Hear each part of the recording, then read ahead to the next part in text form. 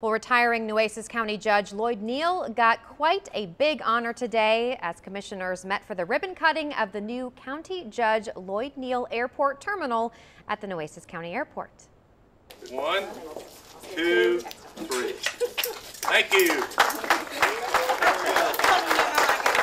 It was first announced last year that a terminal at the county airport would be named in honor of the outgoing judge. It was thanks to his efforts to fund the $1.2 million improvements to expand the airport. The new improvements are all in an effort to encourage more industrial growth in the western part of the county as TxDOT moves forward with construction of the new I-69 corridor.